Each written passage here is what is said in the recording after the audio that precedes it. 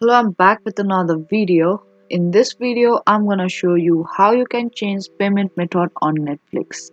Now to change payment method on Netflix, firstly you need to head over to the web browser and there search for netflix.com. After that, sign in to your Netflix account. Now once you get logged into your Netflix account, tap on profile icon at the top right. And now tap on account option.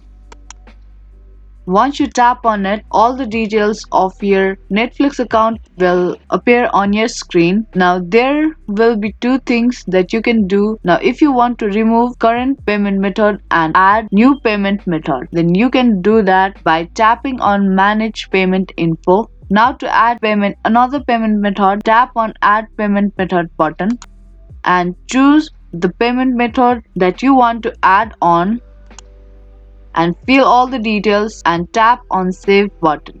And once you do that, your current payment method will be removed and your new payment method will be added on. But if you want to delete your payment method completely, then firstly go back to your account page, and once you're in your account page, tap on cancel membership button.